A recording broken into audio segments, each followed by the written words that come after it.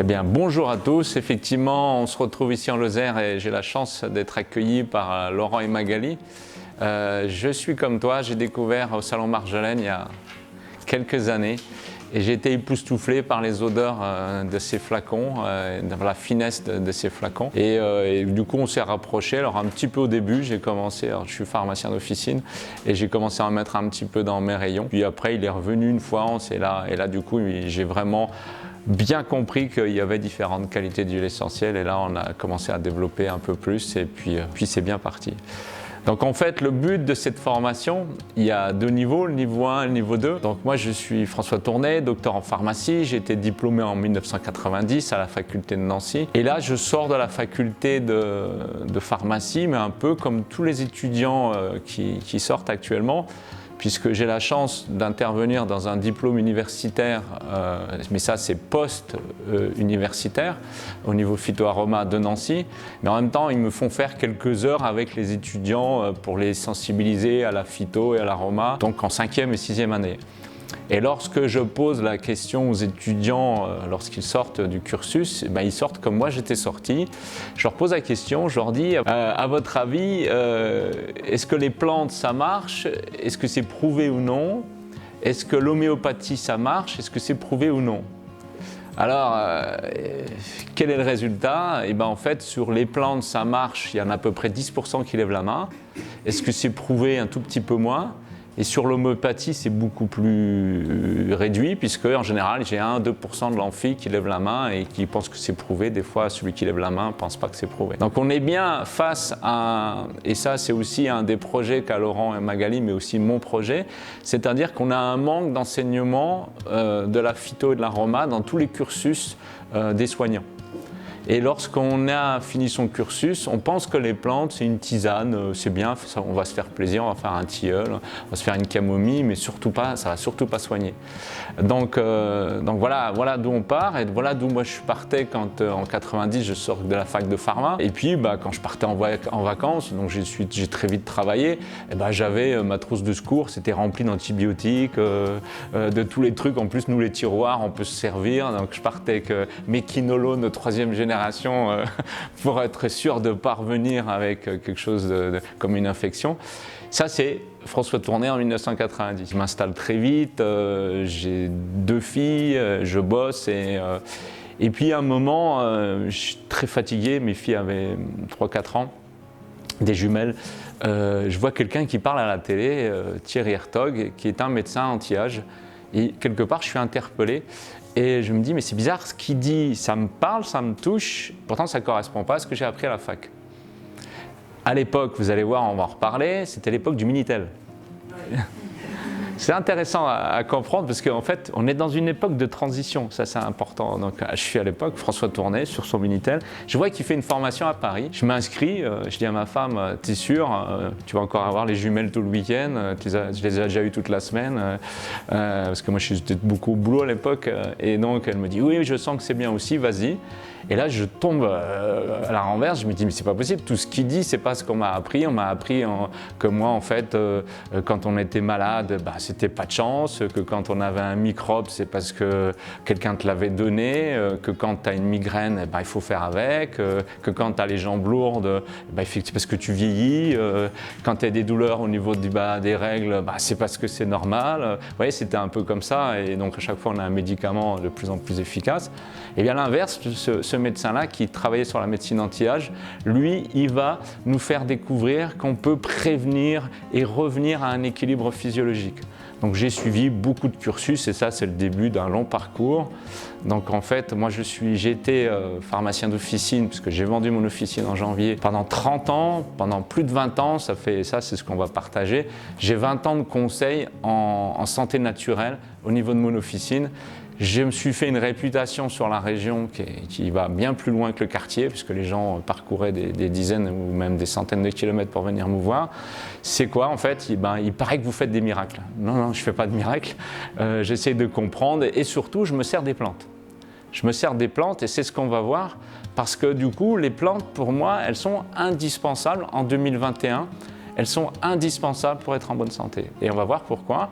Et surtout, on va se faire aussi à l'idée que les plantes, bien utilisées, elles ne sont pas du tout dangereuses. Et les huiles essentielles en font partie.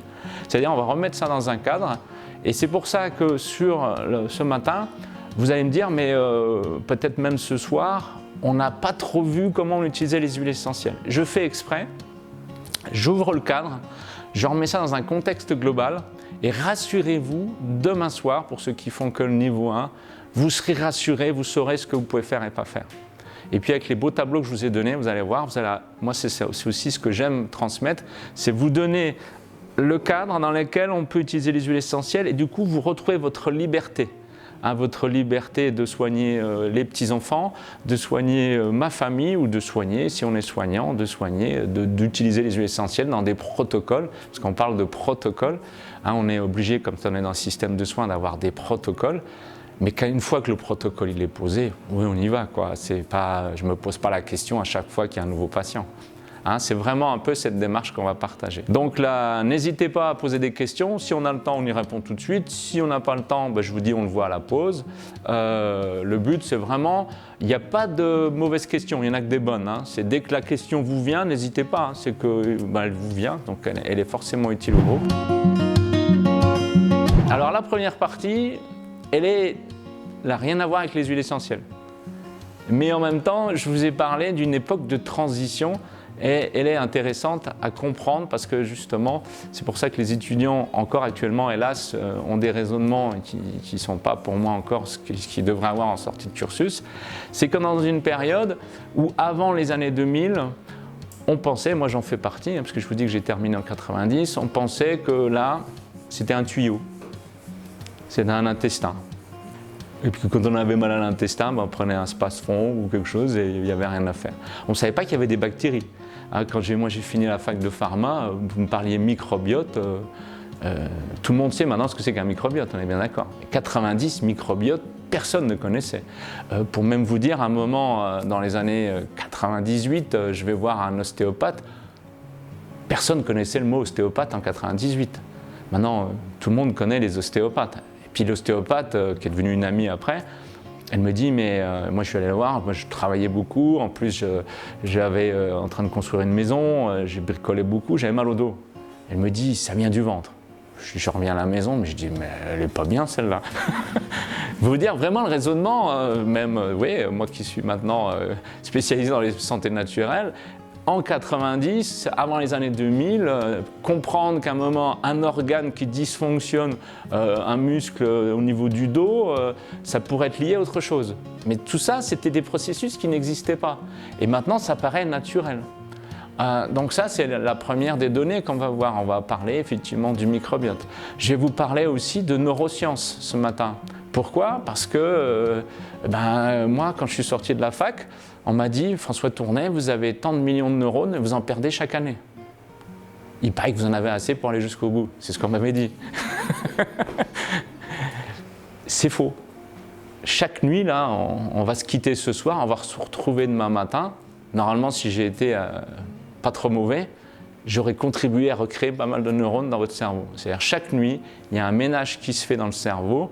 On élimine ce qui ne sert à rien, c'est-à-dire tout ce qui héberge des croyances anciennes qui ne servent plus, et on va en recréer. Donc chaque cerveau, c'est ce qu'on va voir, ça c'est les neurosciences. On va voir aussi qu'il y a une histoire de fréquence, notre cerveau fonctionne à certaines fréquences, je vais vous expliquer, extrêmement important avec les huiles essentielles.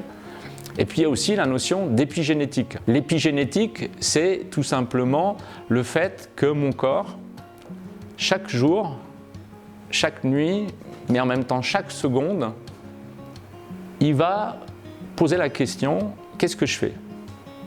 Chaque cellule dans mon corps va poser la question, et au fait, on fait quoi la seconde prochaine? Et ça, c'est lié à l'environnement. C'est-à-dire que avant les années 2000, on s'est dit, c'est super, François Tournet, on connaît son ADN, et grâce à son ADN, je peux savoir ses points forts, ses points faibles, ses faiblesses, ses maladies, et je vais pouvoir le guérir. Mais ça, c'était avant les années 2000. Maintenant, qu'est-ce qui se passe? C'est ce qu'on va voir, c'est qu'en fait, mon corps, à chaque seconde, il va pouvoir modifier son fonctionnement en fonction de la seconde précédente, de l'heure précédente, de la semaine précédente, du mois précédent. Ça, c'est ce qu'on va revoir. C'est pour ça que cette première partie, elle est dédiée à ça, comprendre ces mécanismes généraux qui sont nouveaux, qui ne sont pas encore transmis dans les facultés. Et c'est pour ça que des fois on ne va pas parler le même langage, parce que du coup, hélas, quand on sort d'un cursus de soignant, et j'interviens aussi, je forme aussi des aides-soignantes, et à l'école d'infirmerie, je fais aussi des interventions, je vois bien qu'on a encore ce décalage en 2021. Ces connaissances n'existaient pas avant les années 2000, ont été acquises début des années 2000, commencent à vraiment se connaître très fortement maintenant. Et après, on a aussi ce constat, c'est que la connaissance, et on l'a bien vu, on va en reparler, de l'ARN, maintenant la connaissance, elle est pour tout le monde. Mais quelque part, des fois, elle est plus... Vous pouvez avoir quelqu'un, c'était vraiment le cas, c'était initié en informatique, vous avez quelqu'un qui n'a pas fait de cursus scolaire, qui va être plus calé que celui qui a fait un cursus scolaire. Pourquoi? Parce qu'il y a une espèce de lenteur dans l'apprentissage. Il faut savoir aussi que dans les facultés, souvent l'enseignant il va être là du début de sa carrière à la fin de sa carrière. Si lui ne renouvelle pas ses connaissances, vous aurez un enseignant qui vous donne des bonnes connaissances, mais qui ne sont plus tout à fait adéquats aux connaissances actuelles. Nous sommes à une période où les connaissances se multiplient, se doublent au moins tous les 5 à 7 ans. C'est-à-dire la somme des connaissances que l'humanité acquiert chaque année, elle est énorme. Et donc, dans 5 ans, on en saura 2 fois plus. Ce n'est pas pour ça qu'on les applique. Attention, on le voit bien. Donc, je vous traduis une phrase que j'aime bien, c'est de William Shakespeare. Donc, tu apprendras à faire tourner la roue de la vie en ta faveur. Tu accepteras le jeu de la vie et ce que tu appelais difficulté, tu l'appelleras cela désormais opportunité, donc William Shakespeare. Et donc en fait c'est exactement ce que traduit la langue chinoise, pour lequel le mot crise c'est danger, opportunité. Pour eux c'est 2 anagrammes et donc effectivement c'est aussi ce qu'on vit, vous voyez bien qu'on est dans une époque particulière où il y a des défis à relever. Est-ce qu'on baisse les bras et on devient transi de peur, ou est-ce qu'au contraire on comprend qu'il y a des choses qu'on peut améliorer pour la santé des individus? Il y a une autre phrase qui m'accompagne beaucoup, c'est partout et toujours, cherche le remède qui soulage, sème l'espoir, ça vivifie, et ton amour peut faire des miracles. Ça c'est Sœur Emmanuelle. En même temps, puisque ici il y a beaucoup de soignants, mais même quand c'est le cadre, dans un cadre familial, savoir, on va en parler, c'est cet effet du soignant, c'est-à-dire l'intention que vous donnez à la personne que vous accompagnez est aussi importante que le traitement. Et on est d'accord, c'est pour ça qu'un simple verre d'eau peut faire des miracles. Pourquoi? Parce que si je donne de l'attention à la personne, est très important. On l'a vu en 2020 ou 2021, où on a une gestion pour moi qui était catastrophique dans des EHPAD. Je travaille avec 5 EHPAD au niveau de ma pharmacie, où on a enfermé les gens devant BFM, parce que c'est ça aussi ce qui s'est passé, c'est qu'en fait les résidents ils ont été enfermés dans leur chambre devant une télé qui est souvent, et je ne sais pas pourquoi maintenant quand on allume la télé c'est BFM en premier, dès qu'il y a du câble dans les maisons, c'est BFM qui s'allume en premier. Et moi j'allais livrer ces résidents avec tous les protocoles nécessaires, et effectivement je voyais BFM dans les couloirs, BFM dans les chambres, et le résident ne voyait plus sa famille. Les soignants étaient dépassés et donc on était à l'inverse de ce que j'étais en train de dire, il n'y avait plus d'attention. C'est-à-dire qu'on a bien vu des personnes complètement alors là on va en parler ce matin, du déclin cognitif très rapide qui s'est initié chez les résidents coupés de liens sociaux. Les personnes qui étaient limites au niveau cognitif, tout d'un coup, bling, ça tombe. Au-delà de tous les traitements qui sont mis en place. Donc on a effectivement maintenant en 2021 découverte d'une approche complémentaire à la médecine conventionnelle en ambulatoire et dans le milieu de soins. Ça commence vraiment à se mettre en place. Ici effectivement en Lozère on a la chance effectivement de certains centres, donc Moroda est un des précurseurs avec le nombre de soignants formés.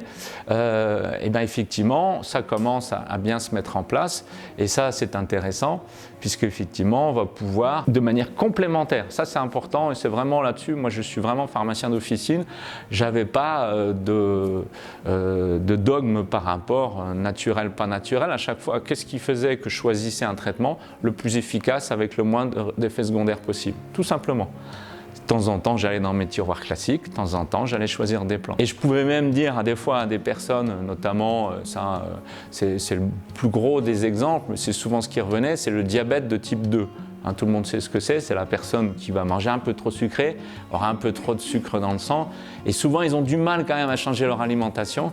Donc souvent ils voulaient prendre des plantes, les plantes marchent très bien sur le diabète, mais en même temps ça demande un changement du comportement de l'individu, et en général, il n'y arrive pas. Donc à un moment, je leur dis stop, vous allez reprendre votre metformine, parce que là, il faut vraiment que ça marche. On ne peut pas se dire je prends des plantes et mon hémoglobine glyquée continue à augmenter. Donc là, moi je suis formel, pareil par rapport à l'hypertension ou à d'autres soucis. Le but, c'est ce qu'on cherche à avoir. Je leur disais aux patients, je dis qu'est-ce que vous voulez? Je veux prendre des plantes. Non, non, non, non, non, non. Je dis qu'est-ce que vous voulez? Je voudrais me soigner de manière naturelle. Je leur disais, non, non, non, qu'est-ce que vous voulez vraiment? Alors je les aidais, je leur dis, vous voulez être en forme, vous voulez être en bonne santé. C'est ça que vous voulez vraiment. Donc on va prendre les moyens dont on a besoin. Hein, ça c'est important. Parce que souvent, il y a aussi en 2020 une espèce de refus du traitement classique et on ne sait pas pourquoi. En même temps, c'est aussi logique de se dire je peux me soigner avec des plantes. Mais en même temps, n'oublions pas qu'en 2020-2021, et ça on le verra d'ici demain soir, c'est compliqué maintenant de ne faire qu'avec des plantes parce que le mode de vie est assez dur avec nous. Hein. On a des modes de vie qui nous sollicitent, on a effectivement une accélération du temps, on fait des millions de choses, on n'a pas une alimentation la plus saine possible, ça on va en parler. Donc tout ça fait que souvent on est obligé de prendre des médicaments. Et là où je suis assez souvent initiateur, c'est par exemple agir sur la thyroïde, on en reparlera. C'est compliqué, sauf une personne qui est réellement impliquée à 100%, ça veut dire qu'en général elle est à la retraite, elle peut vraiment faire tout ce qu'il y a à faire. C'est difficile de régler une thyroïde qu'avec les plantes maintenant parce qu'il y a trop de perturbateurs endocriniens ou autre chose. Donc on a bien la place de l'aromathérapie scientifique dans l'arsenal thérapeutique. Les huiles essentielles, elles ont bien prouvé leur efficacité, ça c'est sûr. Les huiles essentielles à l'hôpital ou en milieu médico-social, maintenant c'est dans des cadres de projets innovants. On a des développements d'une approche complémentaire, donc préconisée dans plusieurs plans nationaux de santé. On a ici en Lozère, sur la région, Laurent nous en parlera, un projet qui est initié d'en haut. L'avantage des huiles essentielles, c'est ce qu'on va voir, c'est une grande facilité d'utilisation, les hydrolats encore plus. Et puis effectivement, on a c'est vraiment validé, là j'ai vraiment beaucoup de témoignages sur la douleur chronique ou sur d'autres approches. Les huiles essentielles, les plantes, elles vont être vraiment un bon complément du traitement classique. Donc du coup, on a des bénéfices qui sont attendus pour les patients, on va améliorer leur confort, on va limiter les effets secondaires, on va diminuer les coûts de séjour en institution. Ça, c'est aussi quelque chose sur lequel on pêche encore un peu, mais je vous reparlerai qu'effectivement, lorsque ça a vraiment été fait, on peut réduire dans les institutions le coût des traitements de plus de 30%. Quand on utilise bien les plantes dans une approche globale, on peut réduire le coût des plantes, le coût des traitements de 30%. Je crois que la maison de retraite avec qui on avait fait une thèse, c'était dans la Meuse, on était passé de 900 000 € à 600 000 € de coût annuel. 300 000 € d'économie. Mais c'était une implication globale de toute l'équipe qu'on a souvent du mal maintenant à maintenir parce que ça demande au début un peu de temps. Vous voyez de quoi je parle? Pour tous ceux qui sont encore dans un milieu professionnel, on aurait besoin au début d'un peu de temps. Je prends que l'image, elle est bonne, la métaphore, elle est là. C'est imaginer que vous ayez une cuisine qui n'est pas très opérationnelle, vous décidez de passer à une nouvelle cuisine qui vous plaît. Il y a un moment, la mise en route, c'est du temps. Hein. Il va falloir déménager, changer les habitudes. Après, une fois que la cuisine est installée, retrouver les bons tiroirs, les bons placards. Et on va gagner du temps après. Et on va se faire plaisir après. Mais il y a eu cette phase qui demande du temps, de l'énergie et qui fait qu'en 2020, encore plus, on n'avait pas ce temps. Et souvent, c'est ce qui pêche dans les mises en place de protocoles, c'est ça. S'il n'y a pas vraiment un protocole à long terme, un projet sur plusieurs années, ça pêche. Parce que souvent, il y a toujours dans l'année un moment où il y a 20% de l'effectif qui est en absence. Et puis ça, c'était le cas avec cette gestion du virus. Ça, ce qui est bien, c'est qu'on a quand même des bénéfices attendus. Et puis, on commence à avoir la presse qui relaie. Franchement, si on pose la question au personnel soignant, soignant dans toutes les institutions, on a à peu près 80-90% du personnel soignant qui est pour l'utilisation de la phyto et de l'aroma, et on est maintenant à 50 ou des fois plus des patients qui souhaiteraient utiliser l'aroma. Donc on est vraiment dans un mouvement qui prend de l'essor. On a effectivement, c'est ce que je vous disais, une belle réduction des coûts quand c'est initié, mais effectivement pour ça il faut que ça soit bien mis en place. Alors mon parcours, c'est ce que je vous disais, hein, je suis pharmacien d'officine, c'était le plus long de ma carrière. Ça c'était avant que je la transforme, c'est une photo qui est ancienne, mais effectivement, vous voyez, donc ça ne m'empêchait pas d'avoir des traitements classiques derrière moi, et puis des plantes, donc du coup j'allais piocher au plus efficace, et surtout le plus efficace avec le moins d'effets secondaires possible. Ce qui fait que souvent, c'est les plantes qui gagnaient dans mon choix. Et donc là, c'est ce qu'on va voir sur cette première partie, du coup avec une bonne introduction. On a 1 heure pour voir qu'est-ce qui se passe. Alors déjà, c'est intéressant de comprendre qu'on est dans une période que l'humanité n'a pas, enfin je ne pense pas qu'elle l'ait connue avant. On est vraiment dans quelque chose où tous les paramètres ont changé de manière très rapide, mais pas dans le bon sens. Alors là, je vais vous donner une évolution, c'est la courbe de l'obésité aux États-Unis.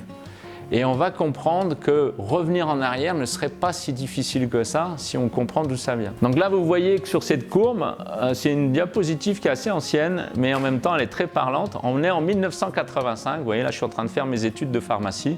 Et là, vous avez l'indice d'obésité aux États-Unis. Donc quand on est dans le bleu, c'est-à-dire qu'il y a 10% des Américains qui sont en surpoids, on passe en 90 et regardez la rapidité à laquelle ça va venir. C'est-à-dire que là, on est en 92, donc ça y est, je suis jeune pharmacien, et là, on n'a que 15% des Américains dans certaines régions qui sont obèses. 96, intéressant, ça commence à venir en 97, dans le jaune. 98, les fameuses années 2000, où là vont arriver maintenant assez rapidement du rouge. 2001, on a 25%, un quart de la population qui est obèse. 2004, 2005, 2006, 2007, 2008. Impressionnant la rapidité. On a aussi un autre paramètre qui est qu'en 1970, et ça j'aime le rappeler, on ne vient pas de si loin que ça. Quand moi je suis élève, les allergies n'existent pas. Il n'y avait pas d'allergiques dans les classes. On n'était pas allergique, le pollen était le même. L'atmosphère était à peu près la même, bien sûr, il y avait un peu moins de pollution, mais il n'y avait pas d'allergique. En 2010, c'est la date de cette diapositive que je traîne depuis très longtemps dans mes PowerPoint, il y avait 30% de la population qui était allergique. Ce que j'essaie, c'est de tisser cette ambiance dans laquelle on est, mais la bonne nouvelle, c'est qu'on a les solutions. Hein, quand on parle des connaissances, les connaissances pour réinverser tout ce qu'on vient de voir, là, en 2 jours, moi je vais vous les partager, vous les avez certainement déjà si vous êtes là. C'est intéressant de comprendre aussi, c'est que, notamment sur cette gestion de la crise, c'est pour l'instant, hélas, notre cerveau est programmé, pas forcément avec la croyance qu'on peut inverser les choses, une espèce de fatalisme. Et donc en 2010, sur le site des allergologues, en fait, on disait en 2050, il y aura 50%, un vrai projet d'entreprise. On a gagné, mais bien avant. On a déjà à peu près la moitié de la population qui a allergie, voire même pour ceux qui sont pharmaciens, et vous pourrez me le confirmer, on a depuis quelques années les premiers allergiques pour lesquels les anti-allergiques ne fonctionnent plus. Vous êtes d'accord, hein? En fait, la raison de pourquoi ils sont allergiques, on ne l'a pas changé. On va en parler, hein, moi j'ai des pistes, hein. Mais si on ne change pas le corps qui lui est programmé à faire ce qu'il faisait la veille, il va continuer encore plus loin. Et donc on est bien dans cette impasse. Alors là, on va se dire, génial, et ça c'est l'approche qu'il y a encore, hélas, en 2020-2021, ne vous inquiétez pas, on aura de nouveaux médicaments, on aura un nouveau traitement, on va avoir un virus, un vaccin par rapport à un virus. Ça c'est la vision. Ne vous inquiétez pas, par la connaissance et la technique, on va trouver la solution au problème. Et moi j'aimerais initier ce matin, c'est pour ça que je prends le temps. Et si on se posait la question, mais qu'est-ce qui fait que je suis allergique? Qu'est-ce qu'on pourrait changer pour revenir en arrière? Et si on rétablissait un petit peu les conditions de vie qu'il y avait? Et on va voir que ça marche. Et là, l'avantage des plantes, c'est qu'elles vont m'aider à fonctionner au niveau de l'allergie. Donc par exemple, l'allergie, c'est comprendre que effectivement, au niveau des mucosités, on a déjà une petite inflammation qui augmente de jour en jour. Donc si ma muqueuse respiratoire nasale est déjà un petit peu inflammée, arrive le pollen, forcément, lui, il va avoir ce côté irritatif. Si j'ai une muqueuse qui est saine, c'est mon mur de... Vous voyez, il est beau. Si je gratte tous les jours, ça c'est le pollen, c'est le printemps. Vous voyez que cette peinture qui est en bon état, elle reste en bon état. Ça, c'est quelqu'un qui n'est pas allergique. Par contre, imaginez que cette peinture, elle soit un petit peu abîmée, cloquée, inflammée. Hein, parce que quand on a une peau inflammée, un coup de soleil, c'est ce qui se passe au niveau de la peau, elle est cloquée, inflammée. Et maintenant, je viens, qu'est-ce qui fait? Qu'est-ce qui se passe? La peinture, elle se décroche et j'ai quelque chose de très inflammatoire. Ça, c'est le mécanisme de l'allergie provoqué par le pollen. Qu'est-ce qui fait qu'actuellement, on a une muqueuse qui est déjà inflammée avant même que le pollen arrive? Et bien, en gros, c'est l'alimentation, une alimentation trop sucrée, un déficit en oméga 3, les fameux oméga 3 anti-inflammatoires. Et puis, on a en fait de plus en plus maintenant un foie qui fonctionne de moins en moins bien avec une augmentation de l'histamine circulante. Tout le monde sait ce que c'est l'histamine? Oui? Tu dis. Hein, c'est en fait, quand on a une piqûre, si j'ai une piqûre, en fait, l'histamine, c'est un médiateur qu'on a dans le sang, va augmenter et va créer ce milieu inflammatoire. Donc, le taux d'histamine dans le sang, normalement, il doit être à un niveau correct. Imaginez que par mon mode de vie, ça augmente. C'est ce qui se passe maintenant, il y a beaucoup d'histaminose. Et qu'est-ce qui se passe quand on a une histaminose? Si vous avez une piqûre de moustique, et regardez, beaucoup d'enfants font ça, maintenant ils ont des grosses cloques. Ouais. C'est pas lié au moustique qui est plus méchant, ça peut être le moustique tigre, mais c'est pas forcément lié à ça, c'est lié tout simplement, j'ai la même dose de venin qui est mise dans le sang, dans l'endroit local, mais comme le médiateur qui crée l'inflammation, il est en surproduction, et ben il se libère encore plus, donc ça fait une grosse cloque. Et donc là, on commence à comprendre, en rentrant dans le détail, que si j'anticipe et je vais faire en sorte que mon enfant, que cet adulte ait déjà un taux d'histamine qui soit le bon, que s'il a un taux d'oméga 3 qui est le bon, et que si finalement je fais en sorte que son inflammation, qui est aussi liée beaucoup au sucre, hein, le sucre est un promoteur de l'inflammation, et bien en fait, il ne va plus être allergique. Et bien sûr, ça c'est la première étape, mais la deuxième qui va arriver, au début, c'est de prendre des plantes qui sont anti-allergiques. Mais si je commence à utiliser les plantes qui sont anti-allergiques et qui marchent très très bien, si on prend l'hydrolat de camomille matricaire, elle est plus efficace que les antihistaminiques qu'on a dans les placards. Mais si je ne fais rien, viendra le moment où la camomille matricaire ne sera pas suffisante. Et c'est là où justement, c'est pour ça que je prends le temps sur cette première partie, de comprendre que si je ne comprends pas d'où ça vient, bien sûr j'ai de l'efficace avec les huiles essentielles, bien sûr j'ai de l'anti-infectieux, bien sûr je peux calmer des brûlures, je peux réparer, mais si je ne fais pas une démarche de comprendre d'où ça vient, mais il y a un moment, et c'est ce qui se passe, on pourra avoir des patients chez qui les huiles essentielles n'ont plus le même effet anti-infectieux qu'au départ. Parce que c'est leur corps qui est fatigué, parce que c'est mon énergie qui n'est pas assez forte. Et donc ça, c'est intéressant à comprendre quand on utilise les plantes ou les médicaments, c'est pareil. Les médicaments sont dans le curatif alors que tout ce qui est plante, c'est le préventif. Alors, je vais repréciser, les médicaments sont dans le curatif, ils sont rarement dans le préventif. Les plantes vont être dans le préventif, elles vont être aussi dans le curatif, ça c'est aussi ce que je vais essayer de transmettre pendant 2 jours. Elles sont une tisane, on va le voir sur ce matin. Une tisane peut être très curative, mais en même temps l'avantage des plantes, souvent, ou même tout le temps, elles vont aider ma physiologie, elles vont aider le corps à mieux fonctionner. Et ça c'est intéressant, parce qu'une plante n'a pas qu'une seule indication. Un médicament aura une indication, il va être anti-allergique, mais si vous prenez un anti-allergique, par exemple, vous n'allez pas améliorer le fonctionnement du foie. Par contre, vous prenez du plantain, par exemple, qui est quand même une plante qui va calmer tout ce qui est inflammation au niveau des mucosités, au niveau de la peau, elle va avoir un effet hépatoprotecteur et elle va aider le foie à mieux fonctionner. On a souvent une multiple action des plantes et c'est pour ça que lorsqu'on va soigner la crise avec les plantes, on sort de la crise parce qu'on a appris des traitements efficaces, naturels ou pas, mais quand on prend des traitements naturels, souvent on sort de la crise en meilleur équilibre qu'au début de la crise. Et ça, c'est le point fort de la phyto. Et demain, quand on mettra ça en place au niveau de toute la population, on va pouvoir commencer à réduire les chiffres de ce que je viens de vous afficher. Alors là, il y a une autre photo, c'était effectivement comprendre, vous voyez, ça c'est en 2001, le taux de cancer du sein dans les pays, et on voit bien qu'on retrouve ces États-Unis, l'Europe, l'Australie, on voit bien que c'est quand même lié à un mode de vie. Et on avait même, on en reparlera sur l'épigénétique tout à l'heure, c'est par exemple les Hawaïennes, avant les années 2000, n'avaient pas du tout de cancer du sein et lorsqu'elles venaient vivre aux États-Unis, développaient le cancer du sein au même taux que les Américains. Donc ça, c'est ce qui s'appelle l'épigénétique. J'ai le même ADN, mais là où je vis, je vais pouvoir favoriser l'émergence de produits.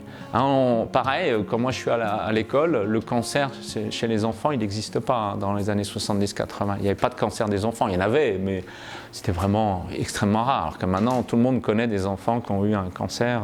Dans cet ordre d'idées, vous voyez que ça, c'est le taux, donc on tient ça des marqueurs de cancer au niveau mondial, et on va voir qu'effectivement, si je suis noir et que je vis aux États-Unis, je suis la personne qui au monde a le plus le cancer.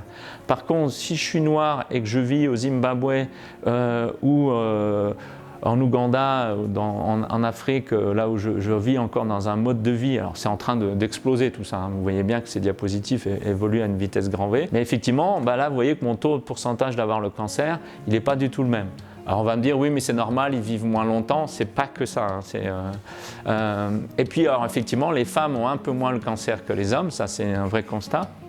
Par contre là où c'est le plus embêtant, c'est que si je suis noir américain, non seulement je suis la personne qui au monde a le plus de cancer, mais en même temps je suis la personne qui en meurt le plus. Et ça c'est complètement lié à notre mode de vie, à cette obésité. On l'a vu aussi avec la gestion du virus, hein, qu'effectivement, qu'est-ce que ça a touché en premier? Les gens qui ont des comorbidités. C'est-à-dire qu'ils n'étaient déjà pas en bonne santé au départ. Et là, effectivement, ça c'est vraiment lié à notre mode de vie. Hein, ça nous montre bien que si effectivement toutes les populations qui vivent dans des endroits où il y a encore une nourriture quelque part qui n'est pas encore industrialisée, on voit bien que ça bouge bien, c'est plutôt bien. Alors que par contre, on va voir que plus on va avoir une nourriture pro-industrialisée, on va voir que là, le taux de cancer augmente. Et c'est vraiment déjà un conseil que je peux donner. Moins vous touchez à l'alimentation industrielle et mieux on se porte. Hein. Il y a aussi un autre chiffre qui a augmenté, c'est 600%. C'est quoi ? C'est l'autisme. Hein, on est dans les années, et ma femme me l'a bien confirmé, parce qu'elle était éducatrice, maintenant c'est plus son métier, mais à l'époque elle était éducatrice. Et en année 85, quand elle a commencé à travailler, il y avait un autiste pour 2500 personnes. On se rapproche d'un autiste pour 100 personnes aux États-Unis, ça c'était en 2009, donc on doit maintenant être un peu au-dessus. Et donc c'est bien aussi comprendre que tout ça, vous voyez, c'est tout va ensemble. On est dans le même panier, alors ne vous inquiétez pas. Alors ça c'est la question effectivement, pas du tout.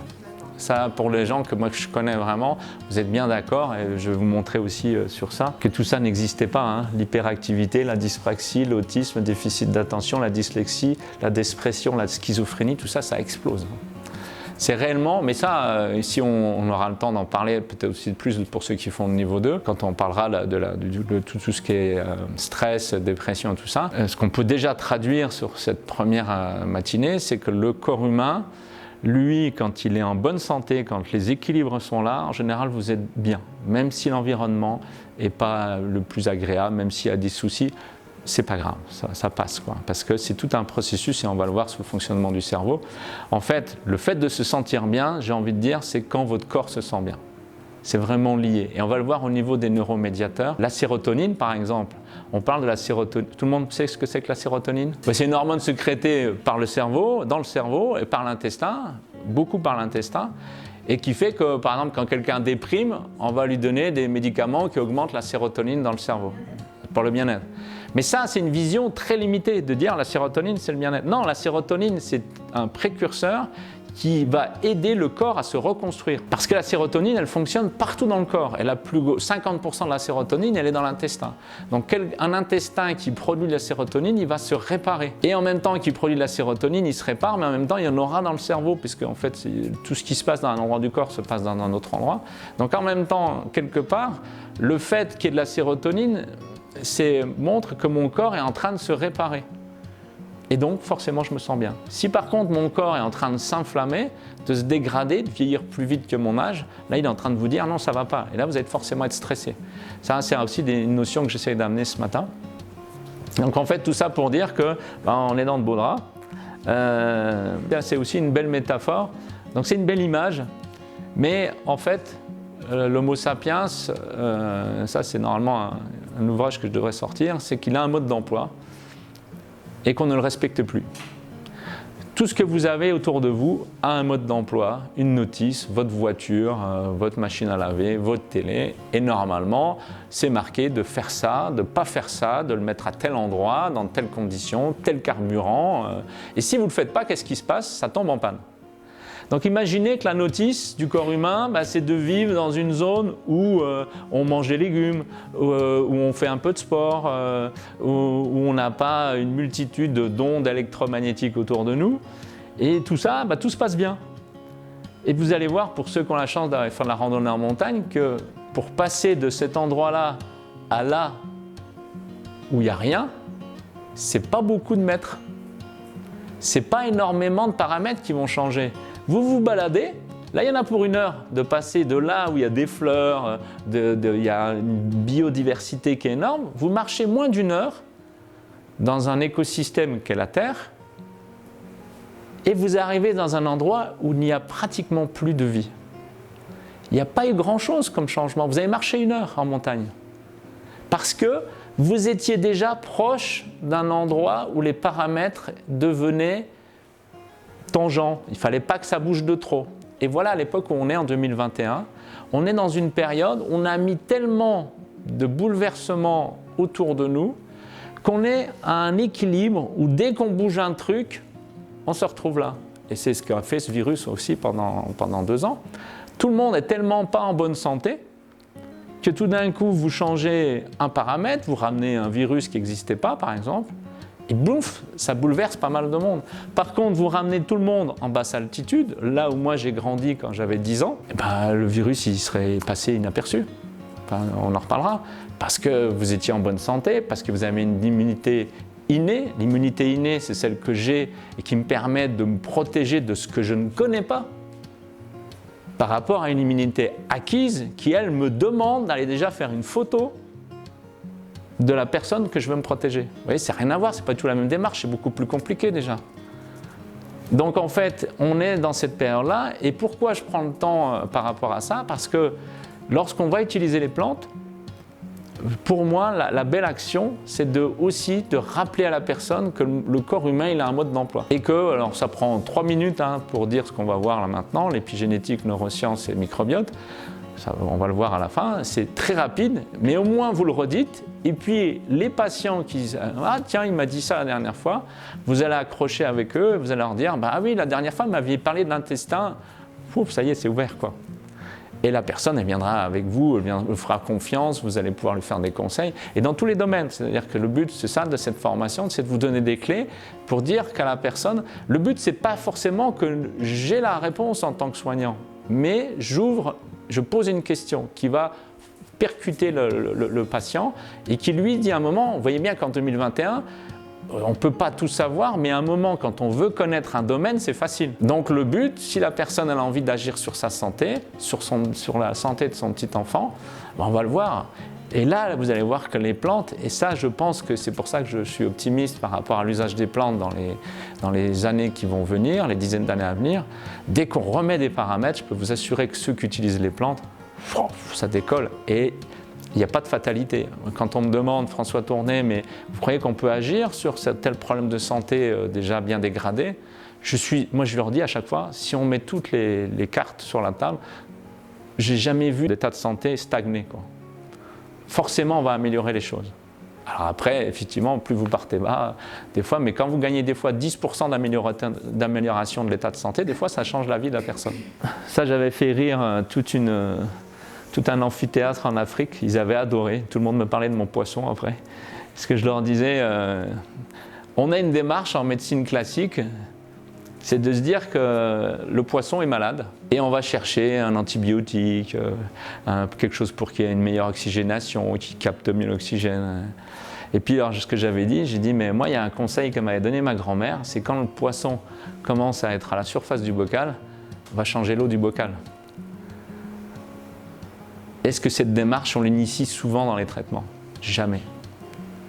Et encore plus depuis 2 ans. Est-ce qu'à un moment, vous avez entendu des médias parler de l'eau du bocal dans laquelle on vit? Non. Et bien en fait, c'est exactement ça. Et la phytothérapie, elle va prendre une dimension qui est incroyable. C'est quand on prend les plantes, on les utilise en sécurité, mais qu'en même temps, on va changer l'eau du bocal. Et là, vous allez voir, il se passe des trucs incroyables. Par contre, vous ne changez pas l'eau du bocal, ça c'est une bonne métaphore. Vous avez des huiles essentielles qui sont très puissantes dans certains domaines, vous n'aurez pas des résultats incroyables. Ou alors vous aurez une espérance qui va être là pendant quelques temps, mais à un moment ça va rebondir. Donc c'est assez important à comprendre et c'est souvent aussi globalement cette démarche qui va être intégrée dans notre vision globale. Là j'avais une journaliste de 50 millions de consommateurs et qui me demandait je ne sais pas, je me méfie toujours des revues comme ça, donc je suis resté très timide, je lui ai donné des indices, mais elle intervenait sur la capacité qu'ont les huiles essentielles à être des désinfectants de surface, vous savez, de lessive et tout ça. Mais il y a quelque chose qui m'est venu, mais pourquoi vous voulez désinfecter votre lessive et vos surfaces? Bien sûr qu'on pourra utiliser les huiles essentielles, je vais vous donner une étude qui est fantastique, qui montre que quand on met des huiles essentielles avec 10 gouttes d'huile essentielle par litre, vous êtes plus efficace que des trucs qui existent. 10 gouttes par litre. Mais pourquoi vous voulez désinfecter cette surface tous les jours avec des huiles essentielles? Vous voyez, c'est ça qui est rigolo. Et on ne se pose plus la question. Donc elle me dit, mais il faut que j'ai la toxicité de... Je dis oui, mais vous aurez une toxicité qui va être faible.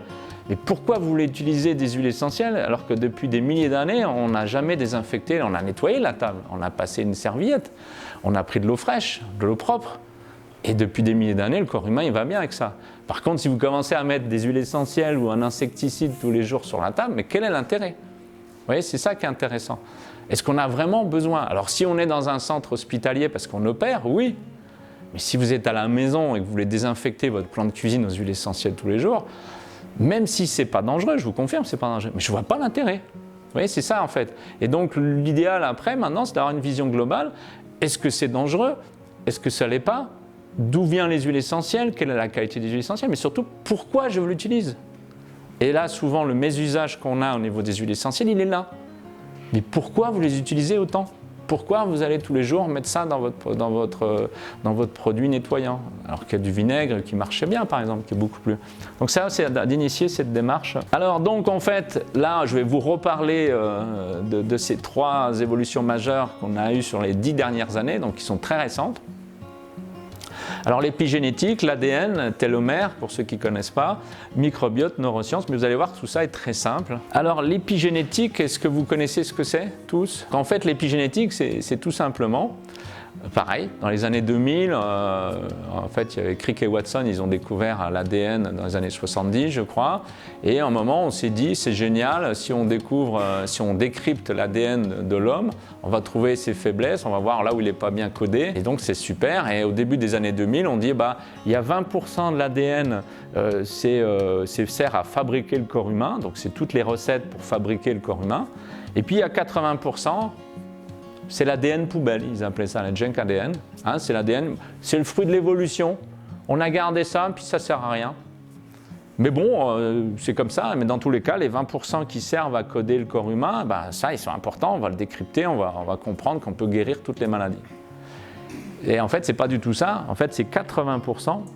Ce sont des programmes qui vont faire en sorte qu'on va choisir quelle recette on applique en fonction de l'environnement. Une métaphore très simple, vous avez un livre de recettes de cuisine Vous avez 20% du livre, ce sont les recettes de cuisine, et vous avez 80%, c'est des conseils pour vous dire comment vous allez acheter vos produits, où est-ce que vous allez les acheter, pourquoi faire les recettes dans telles conditions. Il va vous dire, par exemple, ce livre de recettes, que s'il fait chaud, ce n'est pas la peine de faire telle recette. Que si tout d'un coup, vous allez faire, toute la famille va faire du sport, vous allez plutôt faire ce type de plat. Et en fait, on va voir que 80% du livre, c'est des conseils qui vont faire en sorte que le corps va choisir s'il fait telle ou telle chose. Et donc, notre cellule, à chaque seconde, elle attend. Elle attend et elle mesure l'environnement. Est-ce qu'il fait chaud? Est-ce qu'il fait froid? Est-ce qu'il y a du stress? Pas de stress? Est-ce que vous avez mangé tout ce qu'il fallait? Pas tout ce qu'il fallait? Et qu'en fonction de ça, eh ben, elle va modifier la construction du corps humain. Et par exemple, on a Thomas Pasquet qui est dans l'espace. Les premiers cosmonautes qui ont été dans l'espace, qu'est-ce qui se passe au bout de 3 mois? Quand ils revenaient sur Terre au bout de 3 mois? Quel était le plus gros problème qu'ils avaient au niveau santé? Les os, ils étaient en ostéoporose avancée. L'épigénétique, c'est ça. Chaque seconde, mon corps, il se dit, est-ce que je fabrique de l'os ou pas? Est-ce que j'ai un os qui est costaud ou pas? Ah bah oui, mon gaillard. Tu vas porter les courses tous les jours de ta vie. Tu vas porter le gars qui est dans le bâtiment, tu vas porter des sacs de ciment. Ah oui, on va lui faire des gros os.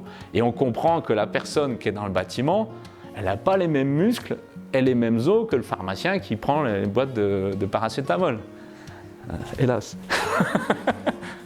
Et donc, vous voyez bien que, en fait, le corps, chaque seconde, il demande. Thomas Pasquet, il va dans un endroit où il n'y a pas de pesanteur. Et là, il y a une loi fondamentale que je vous donne, c'est que la nature, elle a toujours la loi du moindre effort. Si je ne peux pas faire, mais on connaît tous ça. Si je ne peux pas le faire, pourquoi je le ferais, quoi? Et donc, les cellules osseuses, elles disent, il n'y a pas besoin, là. Thomas, il est dans l'atmosphère où il n'y a pas de pesanteur. Il ne va pas faire d'os. Donc il revient, il a une ostéoporose avancée. Non, qu'est-ce qu'il fait? Ils font du sport. Ils font du sport sous contrainte pour amener une tension musculaire qui va tirer sur l'os et donc se dire, on ne va quand même pas lui faire un os tout mou. Mais il va quand même avoir un os qui est plus souple et moins dense que quand il est parti.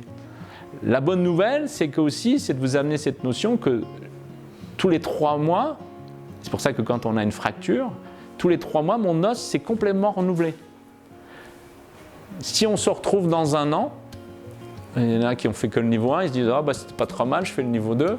On se retrouve dans un an, notre corps se sera complètement renouvelé. Alors la question est pourquoi il m'a pas refait plus jeune que l'année d'avant? Parce que il fonctionne avec la mémoire du passé. Et c'est comme ça que si vous avez appris des mauvaises habitudes, par exemple vous conduisez tous les jours votre voiture, imaginez que vous preniez des mauvaises habitudes. Eh bien, vous allez continuer à conduire votre voiture dans les mois à venir, alors que tous les jours, vous pourriez à nouveau bien conduire. Eh bien, parce que inconsciemment, vous allez reproduire vos mauvaises habitudes parce que vous n'en êtes pas occupé. Donc, le but, c'est d'amener au corps des informations pour faire en sorte que l'épigénétique, elle soit favorable. Donc là, une belle mesure d'épigénétique, c'est les plantes. Les plantes, si par exemple, vous amenez un rhododendron ici sur le cause de Sauveterre, il ne va pas être comme ça, hein. Lui, il n'aime pas la terre calcaire. Et il aime bien un milieu, alors de l'eau il y en a ici, mais il n'y a pas la bonne terre. Donc ce n'est pas le bon terroir, vous n'aurez pas un bon rhododendron. Donc ça c'est un bon exemple avec le corps humain. Je n'ai pas la bonne nourriture, je n'aurai pas un corps humain qui va être en top. Après on peut avoir une épigénétique déterminante, c'est-à-dire qu'à un moment il va se passer dans mon corps un déclic qui fait que j'enclenche des choses. Alors on l'a avec les tortues, vous voyez que je veux dire ça n'a rien à voir avec le corps humain, mais en fait les œufs de tortue, en fait, en fonction de la température du sable, ça va devenir des tortues mâles ou des tortues femelles. C'est juste la température qui va changer. Et à un moment, l'épigénétique, elle va être déterminante. On va la voir, et ça peut être lié dans l'enfance. On a 2 jumelles qui, à un moment, vont avoir une histoire personnelle différente. Et à un moment, sur un gros traumatisme, on peut enclencher une épigénétique qui va être favorable à l'obésité, par exemple. Et ça, si on ne réinverse pas, sachez que l'épigénétique, on a toujours le même livre de recettes. Hein, c'est important, on a toujours le même livre, mais quelle recette on applique? Et donc, il y a un moment, il y a un petit peu de coaching à aller faire au corps humain pour dire « Attends, ça s'est passé un moment, mais maintenant, ça a changé. » Donc ça, c'est une épigénétique qui est défavorable. Et puis le mieux aussi souvent, c'est les abeilles, c'est de comprendre qu'en fonction de ce qu'on mange, par exemple, vous avez les larves des abeilles dans les ruches, et à un moment, les ouvrières vont décider de donner de la gelée royale à une des larves un peu plus longtemps que les autres, juste plus longtemps. Et la larve va se transformer pour devenir une reine, mais c'est des sœurs jumelles. La larve d'à côté, qui va devenir une abeille ouvrière, elle a le même ADN que la larve qui va devenir la reine. La larve qui devient la reine, elle va vivre 2 à 3 ans, elle va multiplier son poids par 100 ou 200, elle va faire des milliers d'œufs, elle n'aura pas du tout la même vie que celle d'à côté. Donc entre les deux sœurs jumelles, il y en a une, on lui a juste changé la nourriture et elles n'ont pas du tout le même corps ni la même vie. Et bien le corps humain, il est pareil. Chaque seconde de votre vie, en fonction de ce que vous lui donnez à manger, en fonction de ce que vous faites faire, en fonction de ce que vous pensez, il va modifier son comportement et la manière dont il se restaure. Et là, je vous pose une question. Donc, je vous ai donné 3 paramètres sur l'épigénétique qui font que notre corps fonctionne de manière différente. Il y a ce que je mange, comment je bouge et comment je pense. Quel est, à votre avis, sur les 3, celui qui est le plus déterminant ? Ce que je pense. Ce que je pense. Ce que je mange. Il n'y en a pas ce que je bouge, non? Eh bien, hélas, c'est ce que je bouge. Et alors, je reprends l'exemple avec Thomas Pasquet. Mais encore un plus bel exemple, c'est que vous avez quelqu'un qui est un bon joueur de rugby et il a une fracture de la jambe, il va être plâtré, il garde son appétit, il est toujours optimiste parce que c'est un bon joueur de rugby, donc il est optimiste, il mange toujours aussi bien, sa jambe. Donc le corps humain, et ça c'est une mauvaise nouvelle pour beaucoup de gens qui sont devant leur télé, il est fait pour bouger. Si vous ne bougez pas, il ne se passe rien. Et ça, on le retrouve dans plein de domaines. Vous avez les groupes de femmes qui ont eu le cancer du sein qui tout d'un coup se mettent à faire de l'aviron. Vous avez le groupe de personnes qui a eu telle pathologie et qui tout d'un coup décident d'aller gravir une montagne, donc ils font un projet sur 1 an. Et tout de suite, dans les professions de soignants qu'on est, pour la plupart, vous allez voir qu'ils se transforment, mais de la bonne manière. Et les statistiques le montrent, ils vont avoir un taux de rémission, un taux de récidive du cancer qui chute et la rémission augmente. En fait, c'est ça, dès que vous remettez du mouvement. Après, il y a effectivement ce que je mange, ça c'est aussi déterminant. On est d'accord qu'en 1 seconde, votre corps comprend si vous avez été au McDonald's ou au magasin bio. En 1 seconde, rien que quand vous faites vos courses, il sait déjà, pour les gens qui travaillent avec l'énergie, on sait déjà, le corps il sait que ça ne va pas lui convenir. Parce que l'aliment, lui, il a une qualité nutritive et une qualité énergétique. Et si vous amenez la mauvaise qualité nutritive et en plus la mauvaise énergie, celle qui vous prend de l'énergie, votre corps il rame derrière. Et puis il y a bien sûr ce que je pense, et ça c'est ce qu'on dit quand on dit que les amoureux ne tombent jamais malades. Mais ça, on l'a aussi en tant que soignant ou en tant que personne de la vie de tous les jours. Si je suis dans une vision positive de la vie, mon corps se répare. Si je suis dans une vision négative, mon corps s'inflamme. Et de la même manière que si je suis en colère, j'ai mes médiateurs de l'inflammation qui augmentent. Si je suis dans un état d'observation, de plénitude ou de gratitude, j'ai mes neuromédiateurs de la réparation qui augmentent. Ça se mesure très vite. Le dernier jour, si on a le temps, j'ai le logiciel de cohérence cardiaque. On va le voir, en général, j'essaie de le faire si mon ordinateur démarre cette fois-ci, parce que c'est sur un ancien ordi.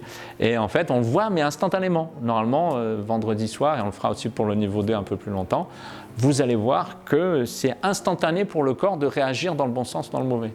Et on pense toujours que c'est long d'améliorer sa santé. Non, c'est 1/4 de seconde. La difficulté, c'est que pour que ça se voit, il faut que ça dure.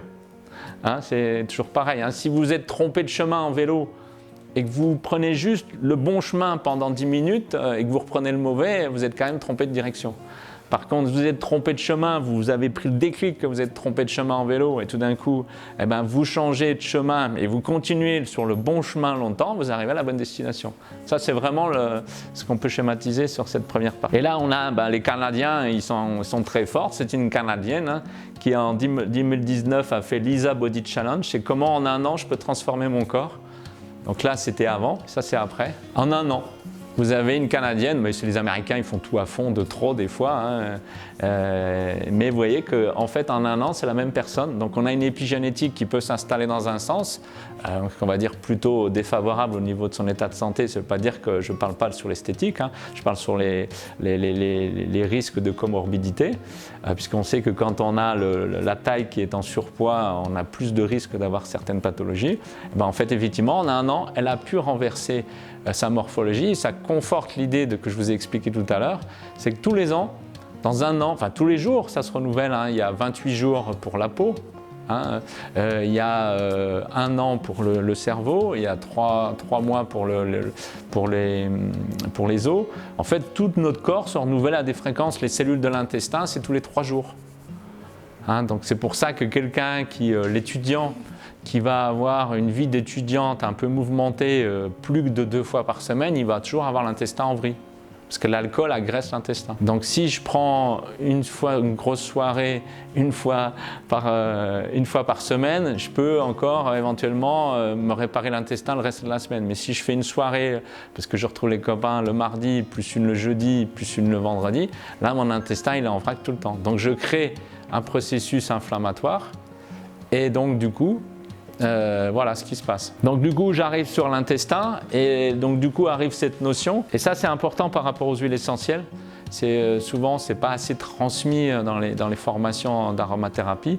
C'est qu'en fait, le corps humain, tout le monde n'est pas d'accord, hein, mais c'est en gros de comprendre que en nombre, je ne parle pas en poids, hein, mais en nombre, je suis fait, François Tournet, c'est plus un microbe qu'un corps humain. Ça ne se voit pas trop comme ça, mais donc du coup 90% en nombre, ce sont des microbes, des bactéries, des virus, des champignons. Et que en fait, le but, pareil, c'est que normalement, dans le mode d'emploi du corps humain, on doit avoir une bonne biodiversité microbienne. C'est-à-dire que ma biodiversité, elle doit être la plus complète possible. Et là, on va pouvoir comparer avec l'écosystème au niveau de la nature. Et donc, effectivement, imaginez que je prenne tous les jours une goutte d'huile essentielle de titri, et puis je l'avale parce qu'on m'a dit que c'était bon pour la santé, c'était anti-infectieux, préventif, puis je la prenne pas trop diluée. Qu'est-ce qui se passe? C'est que les huiles essentielles, elles vont arriver là. Mais là, sur l'eau de l'intestin, c'est la partie où il y a le moins de microbiote, c'est la partie la plus fragile, c'est le duodénum. Et si là, je vais agir trop fort sur cette flore, je vais la perturber. Et ça, c'est embêtant, parce que si je la perturbe, je vais avoir une agression après de la muqueuse intestinale. Et on peut avoir comme ça des personnes qui prennent beaucoup d'huile essentielle, mais qui s'abîment l'intestin. Et donc du coup, derrière le foie, et on va retrouver effectivement des personnes qui pourtant n'ont pris que des choses naturelles, mais trop fortes trop souvent, et vont quand même avoir des soucis de santé. Donc c'est là où effectivement, avec la vision globale, on va comprendre que le corps humain, il y a un microbiote qu'on doit préserver. Alors la plus grosse partie des microbes, elles sont dans l'intestin, mais il y en a aussi au niveau de la peau, au niveau des muqueuses vaginales, au niveau de la bouche. Et on va voir que c'est important. C'est pour ça que normalement, il n'est pas conseillé pour les femmes d'avoir des douches avec des produits désinfectants au niveau des muqueuses, parce qu'on va perturber la flore de Derlin, et donc effectivement, il y aura plus d'irritation derrière. Et maintenant, qu'est-ce qu'on fait depuis quelques années seulement? Quand il y a des mycoses à répétition, le médecin va prescrire des ovules qui contiennent de la flore pour remettre de la biodiversité en local.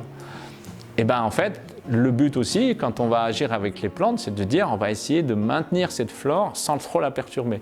D'où l'usage des huiles essentielles, forcément, par rapport au livre de Daniel Festi qui date maintenant, et là, c'est plus là maintenant. Hein. Et donc, on va voir que les huiles essentielles, prises trop à c'était le seul inconvénient de son livre, c'est qu'elle mettait des doses un peu fortes.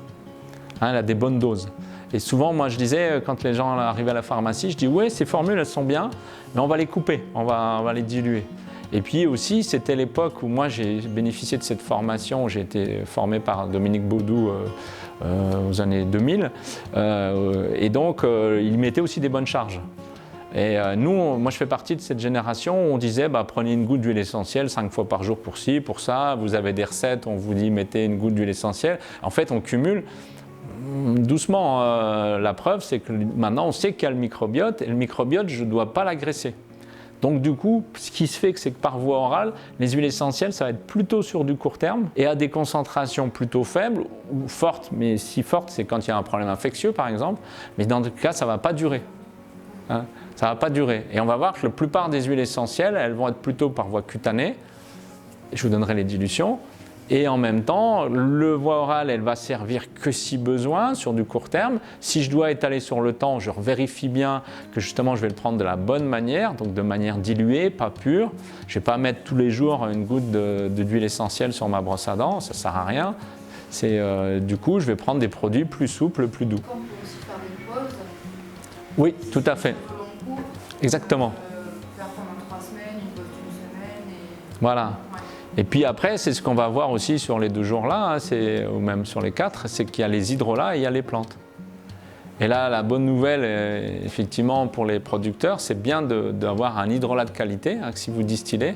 Et l'hydrolat, c'est un produit qui est fantastique, parce qu'il est doux, et lui, il contient 0,5-1% d'huile essentielle. On fera le test tout à l'heure, je peux le mettre au niveau de l'œil, il ne se passe rien, ça ne pique pas. Donc on a une sécurité absolue. On ne va pas être agressif pour le microbiote, puisqu'on a 0,5% d'huile essentielle. On a en même temps les principes actifs hydrosolubles, ceux qui sont solubles dans l'eau, qui sont dans l'hydrolat, qu'on n'a pas dans l'huile essentielle. Donc on a quelque part quelque chose qui est moins fort, peut-être plus large en principe actif, et c'est des beaux produits. Et moi je fais partie des formateurs qui relancent beaucoup sur l'hydrolat. Pour ça il faut avoir un hydrolat de qualité, une belle distillation plutôt longue, et on va voir qu'effectivement c'est un bel outil. Et puis ça pour les enfants c'est top quoi. Les hydrolats, les enfants, et puis pour tous les jours. Alors après, pour terminer la première partie, on va parler aussi de neurosciences.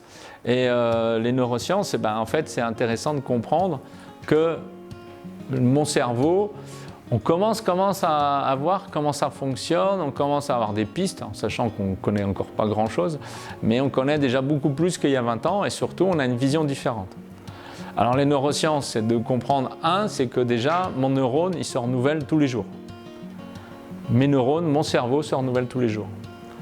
Toutes les nuits, si je dors, s'il y a beaucoup de gens qui ne dorment plus, si je dors, j'ai des espaces, mon cerveau il se relâche, j'ai des espaces qui se créent, j'ai des cellules gliales, des cellules qui vont venir à l'intérieur et elles vont jouer le rôle de jardinier. Elles vont aller défricher. Elles vont aller couper, tiens, telle connexion synaptique, on n'en a plus besoin. Vous m'arrêtez quand il y a des termes que j'utilise, les connexions. Les neurones, en fait, ça c'est un neurone, ça c'est un autre neurone dans le cerveau. Ils vont se faire des connexions, hein, ils vont se lier les unes aux autres. Et en fait, c'est aussi lié au phénomène d'apprentissage. Je suis en train d'apprendre l'aromathérapie, je ne connais rien. La connaissance, elle est hébergée nulle part. Tiens, il m'a parlé d'aromathérapie, le neurone là, il est en train de dire, tiens, je retiens l'huile essentielle de laurier noble. Tiens, le neurone là, je vais l'aider à retenir. Puis tiens, si on faisait une connexion, puis il m'en parle tous les jours d'huile essentielle. Ça, c'est la neuroplasticité. Il m'en a encore reparlé aujourd'hui, c'est que c'est important pour lui. Puis là arrive un 3e neurone. Il est vraiment en train d'apprendre l'aromathérapie. Et là, il y a un 4e neurone. Et puis celui-là qui était là, lui, il apprenait la musique, ça ne vous passionne plus en ce moment. Il disparaît. Vous voyez, c'est ça en fait. La neuroscience et la neuroplasticité, c'est ça, c'est qu'en fonction de ce que je vis, de ce que j'apprends, mon cerveau se transforme en densité, en connexion. Et la mémoire à long terme, c'est quand vous avez réussi à recréer plein de connexions par rapport à un sujet. Donc on comprend l'intérêt de faire des mots croisés, d'apprendre des nouvelles choses, tu vas en parler, de continuer à apprendre. Ça, c'est le meilleur mécanisme anti-vieillissement du cerveau. Donc ça, c'est la première des données. Et donc là-dessus, on a un avantage encore, c'est un Américain, mais lui, il peut faire, ils sont beaucoup plus souples que nous au niveau des études, et il peut faire 83 000 tomographies, c'est-à-dire, c'est un médecin, il a un beau nom, il s'appelle Daniel Amen. Vous n'êtes pas figé avec le cerveau que vous avez, vous pouvez le rendre meilleur, et je peux vous le prouver. Donc lui, qu'est-ce qu'il fait? Il va faire des tomographies de cerveau. Et il va voir, ça c'est on va dire que c'est quelqu'un du groupe qui va très bien. On prend déjà comment il fonctionne, est-ce qu'il est harmonieux, est-ce que toutes les zones du cerveau fonctionnent. Et puis en même temps, on va détecter si par exemple là, c'est un cerveau sain, c'est le même, qu'on va voir que quand tout le cerveau déjà fonctionne, il y a des parties qui sont en suractivité par rapport aux autres. Donc un cerveau harmonieux, eh ben, en fait, on va avoir la partie là qui marche pas mal et puis deux petites zones qui s'allument. Et ça, c'est un cerveau en bonne santé. Par contre, ça, si vous avez un cerveau qui a fait un AVC, ben, vous voyez qu'il y a des zones qui ne marchent plus. Hein, c'est la personne qui perd la mobilité d'un bras, la bouche comme ça. Et qu'est-ce qui se passe? Eh ben, en fonction de la stimulation qu'on va faire, on va être capable de redonner de la densité au niveau du cerveau. C'est-à-dire que là, je ne l'ai pas mis, mais si par exemple, on prenait quelqu'un qui va faire de la rééducation, eh ben, la zone là, elle va se remplir. La zone là, elle va se remplir. Et après, il y a un autre processus qui se passe aussi, c'est que si jamais, et ça, on est en train des fois de tomber à la renverse, de s'apercevoir que si la partie là, elle ne peut pas revenir, la partie là va apprendre à faire ce qu'elle ne faisait pas. Il y a une souplesse au niveau du cerveau qui est bien plus forte qu'on ne le croit. Et par contre, c'est toujours pareil, uniquement lié à la stimulation. Hein, pour les personnes qui sont dans la rééducation, vous savez bien que si vous perdez du temps dans les premiers jours, premières semaines, c'est très long après de récupérer. Hein, on parlait de l'anosmie, le perte d'odorat par rapport au virus. Il faut une rééducation olfactive très vite pour ceux qui perdent l'anosmie, parce qu'il y en a, hélas, on ne peut pas savoir à l'avance quelle rapidité ça va revenir. Mais ce qui est sûr, c'est que si ça fait 3 mois que vous avez plus le goût, bah pour relancer, c'est comme dans la marche, si ça fait 3 mois que la personne ne marche pas, c'est dur à faire repartir. Par contre, si ça fait que quelques jours, parce qu'il y a une opération et que tout de suite on prend en charge, et c'est sûr que c'est douloureux au début, puis il faut y aller, et puis il faut des professionnels qui stimulent, parce que vous avez mal, vous n'avez pas envie de bouger le bras, l'épaule, il faut y aller. Et par contre, on comprend ce mécanisme de stimulation qui dit que le corps, mais qu'est-ce que tu veux faire dans les jours prochains? Il vous pose la question tous les matins quand vous vous levez. Qu'est-ce que tu veux faire, François? Bah, je vais faire une conférence. Donc d'accord, on va te mettre un peu le cerveau en fonction. Et puis avant j'étais en vacances, bon, ben, il l'a mis en repos. Voilà.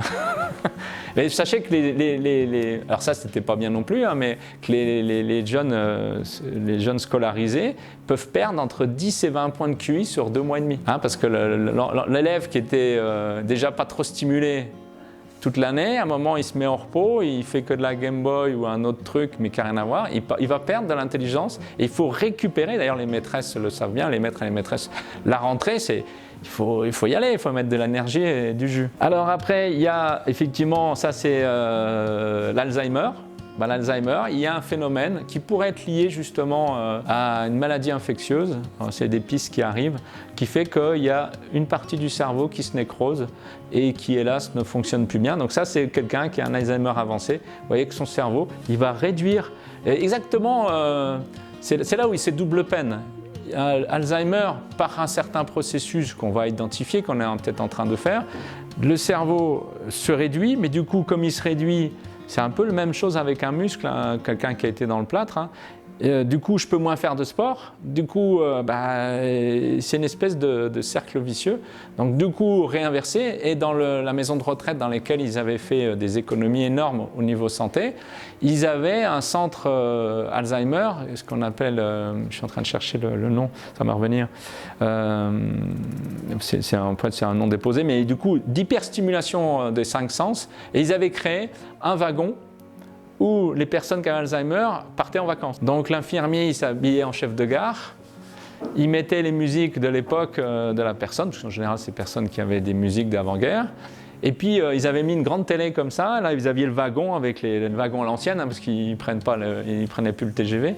Et donc, du coup, là, il y avait le paysage qui défilait, puis après, ils arrivaient à Avignon ou dans le sud, et puis une stimulation olfactive avec des huiles essentielles. Et ben en fait, ça recrée un coup de boost, un coup de jeunesse aux individus qui était pratiquement le meilleur médicament qui existait. C'est en fait la stimulation des 5 sens va redonner de la fonction au cerveau. C'est-à-dire que même s'il y a une cause indéterminée qui crée la dégradation, si je restimule, je vais lutter contre cette dégradation. Donc ça, c'est intéressant à comprendre. Alors ça, c'est aussi intéressant, c'est voilà, 2 personnes qui sont dépressives. Il y a M. Dupont et M. Durand, ils viennent nous voir en tant que soignants et ils disent « je déprime ». Il y en a un, son cerveau, il est en sous-activité, et l'autre, il est en hyperactivité. Par contre, les symptômes sont les mêmes. Et c'est pour ça que vous avez marqué dans toutes les notices des antidépresseurs, attention, le taux de suicide augmente. Hein, sur le Prozac, c'est marqué, hein, une augmentation de l'incidence du suicide, du passage à l'acte. Imaginez que ce soit celui-là qui déprime. Vous lui donnez un antidépresseur, pouf. C'est un peu ce qui s'explique. Donc en fait, l'avantage, et ça c'est un paramètre que moi je traduis avec l'expérience que j'ai des plantes, c'est que franchement, les plantes, elles sont souvent, pratiquement tout le temps, adaptogènes. C'est-à-dire que vous prenez, pour moi, une des plantes qui agit le plus sur la dépression, ça va être la rhodiole. Les huiles essentielles comme la verveine citronnée agissent vraiment sur le phénomène de déprime. J'ai l'impression qu'elles vont traiter les deux personnes. Celle-là, ça va augmenter, ça va diminuer. Ça, c'est l'avantage des plantes, on va en reparler aujourd'hui. Elles ont ce côté adaptogène qu'on ne maîtrise pas. Vous dire pourquoi, je ne sais pas. Il y a une espèce d'intelligence entre la plante et la physiologie humaine qui fait que ça communique, ça se met bien. Et il y a un coaching qui fait au niveau cellulaire qui fait que ça s'améliore. Donc là, effectivement, on avait le cas avec son neveu. C'était lui, et à 9 ans, il va attaquer une jeune fille dans la cour d'école avec une batte de baseball. Et donc du coup, on se dit, bah, celui-là, il est dangereux, il est définitivement, c'est un jeune homme qu'il faudra surveiller toute sa vie. Et en fait, comme son parrain ou son oncle fait des tomographies, il avait eu une lésion du niveau du cerveau qui ne s'était pas vue. Il était tombé sur la tête à un moment, et donc son cerveau ne fonctionnait pas bien. Donc il a fait une rééducation, je n'ai pas mis toutes les diapositives sur cette séquence, mais en fait, du coup, après, son cerveau est revenu pratiquement à la normale, parce qu'il était jeune, et il n'est plus du tout agressif.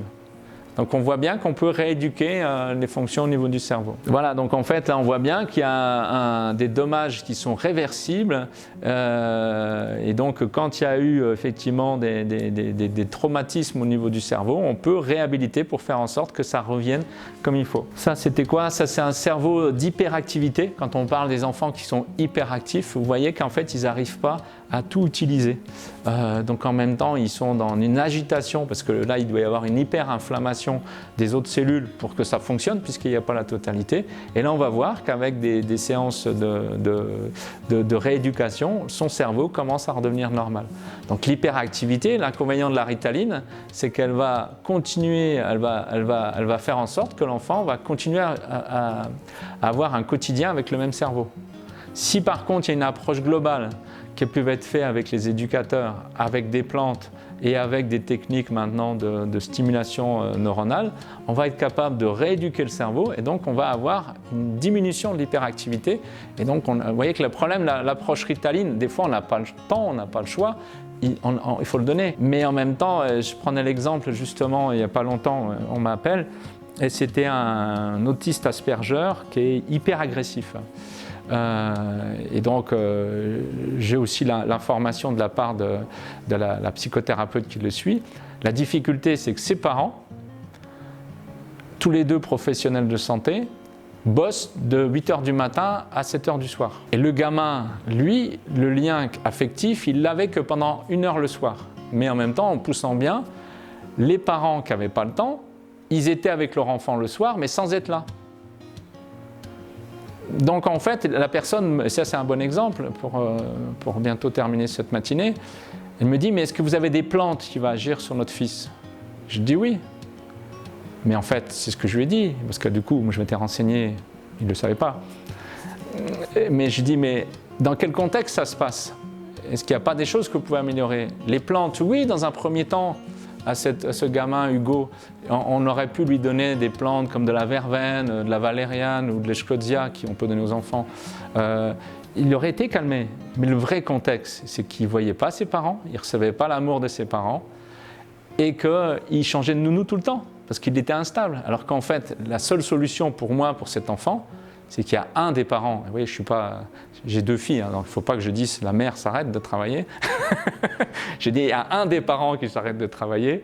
Si je dis ça devant mes filles, pourquoi la fille? Il y a un des parents qui s'arrête de travailler et qui va passer du temps avec son fils. Et là, je suis sûr qu'il n'y a pas besoin de plantes.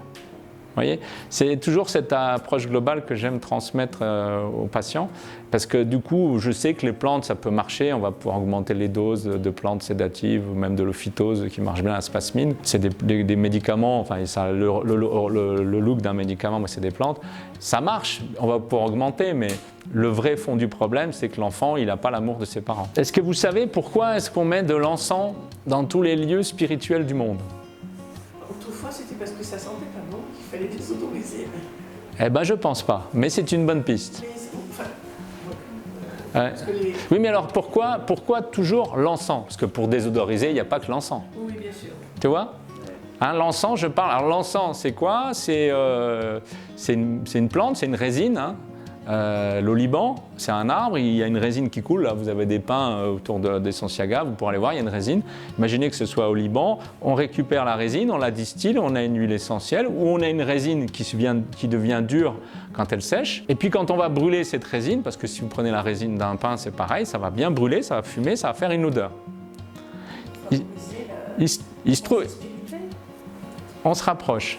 Mais alors, pourquoi, justement, quelle est l'action réelle de cette odeur sur le corps humain qui fait que, tout d'un coup, eh ben, vous allez, dans tous les lieux spirituels du monde, vous allez utiliser l'encens. Alors l'encens, il y aura cette résine, et puis dedans, maintenant, si vous allez dans les monastères, il y a la résine à laquelle on a mis l'odeur de rose, puis des fois des produits chimiques. Mais moi, je parle de l'odeur traditionnelle, l'encens ou des bâtons d'encens dans lesquels il y a de l'encens, plus d'autres odeurs. Alors pourquoi on va désodoriser? Mais je ne pense pas qu'ils avaient besoin de se désodoriser, parce qu'à l'époque, ils étaient dans une culture qui n'était pas hygiéniste. Si on monte de manière très, très plus lointaine, on n'avait pas besoin de se protéger de microbes. Hein. Le microbe, Mais c'était pour les odeurs. Enfin, moi, je l'ai lu dans les églises, c'était pour les odeurs, parce que ça finissait par sentir très bon. Donc, voilà. Je pense que ça, c'est une vision de maintenant, où on aime bien qu'à l'époque, il ne faut pas oublier que des fois, il fallait avoir une bonne transpiration pour être sexy, quoi. Non, mais j'ai travaillé un peu sur les odeurs. Hein. Notre système olfactif, il a changé. Hein. Louis XIV, il ne se lavait pas, quoi. Et donc, on allait masquer par des odeurs, mais il y a aussi une époque où il y avait une mode où il y avait besoin de phéromones bien présentes pour être attirant, quoi. Et il y a encore des femmes, ça je le sais, puisque en travaillant sur les odeurs, qui vont avoir une meilleure libido si le partenaire revient d'un match de foot sans la douche. Ça existe, c'est-à-dire vraiment on est dans une culture où on pense qu'il faut tous plus rien sentir, et on a vu sur les parfums, on a travaillé justement à un moment dans les années 70-80, c'était les parfums qui ressemblaient à l'eau, un peu bleu comme ça, puis qui n'avaient plus trop d'odeur. Alors qu'au début du siècle, c'était des odeurs déjà plus puissantes. Avant, on mettait je suis en train de chercher du musc.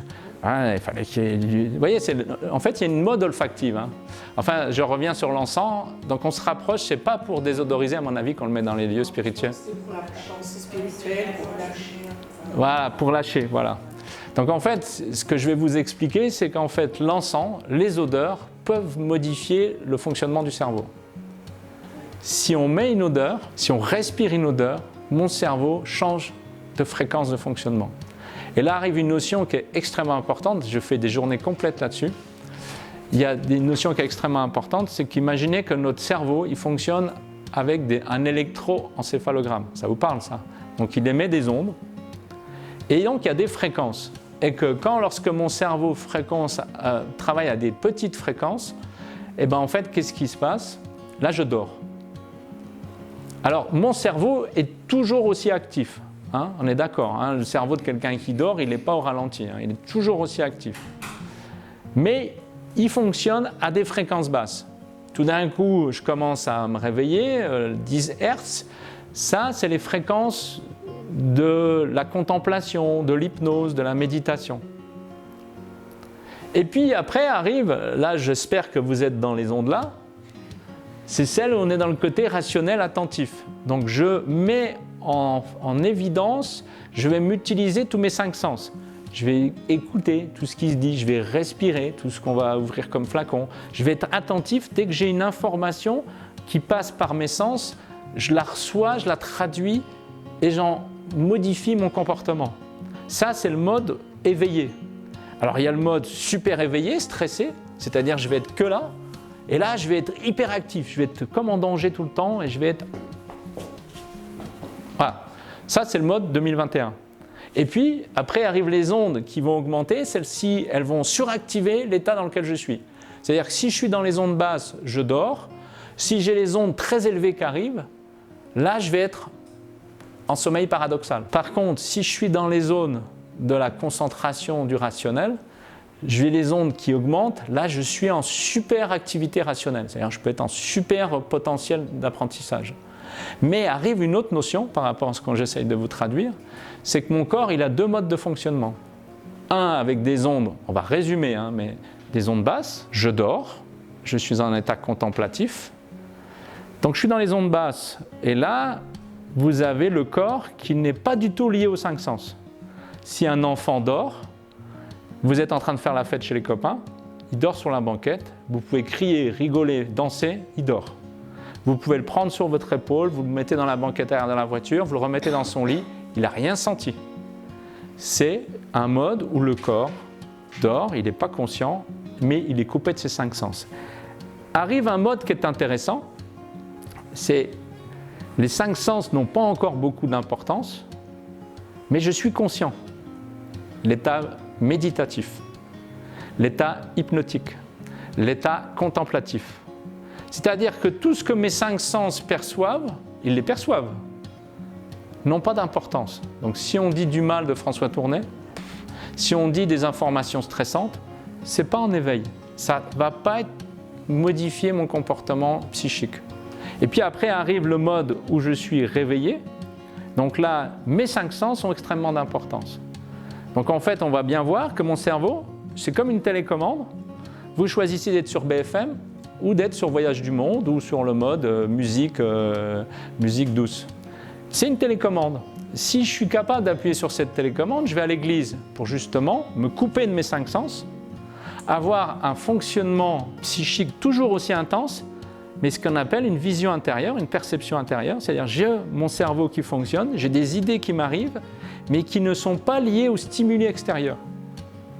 L'encens fabrique ça. Il vous appuie sur la télécommande, méditatif, vos ondes là diminuent, les 10, les vertes, elles augmentent, et là il y a plusieurs plantes qui ont ces capacités d'augmenter votre cognition, votre manière de fonctionner au niveau propice à la méditation, à la contemplation. Donc les odeurs, elles ont cette capacité-là. Et extrêmement important, on va terminer dessus, c'est que les odeurs, elles ont aussi cet énorme avantage, c'est que pour avoir cet effet, c'est un bâtonnet dans une église. C'est une goutte d'huile essentielle sur un diffuseur. C'est rien au niveau concentration. Donc la toxicité, il n'y en a vraiment pas. Donc vous voyez, ça c'est intéressant, c'est que les odeurs, elles vont être capables, donc quelqu'un qui est hyperactif ou quelqu'un qui est en mode dépressif, où toutes les nouvelles le stressent, vous lui apportez des plantes qui vont l'aider à avoir, de se couper des informations extérieures, de tout ce milieu extérieur qui le perturbe, qui l'agresse. Il va avoir une meilleure capacité à avoir une propre perception, un raisonnement intérieur, des ressources intérieures qui émergent. Et donc voilà, c'est pour ça qu'on met l'encens dans tous les lieux spirituels. Mais en même temps, l'encens, c'est une odeur, et les odeurs ont toutes ces capacités à surstimuler ou pas, et toutes les odeurs qui calment, en général, la verveine, l'ilang-ilang, le petit grain bigarade, tout ça sont des huiles essentielles qui nous permettent de lâcher prise et de changer un peu les ondes au niveau cérébral.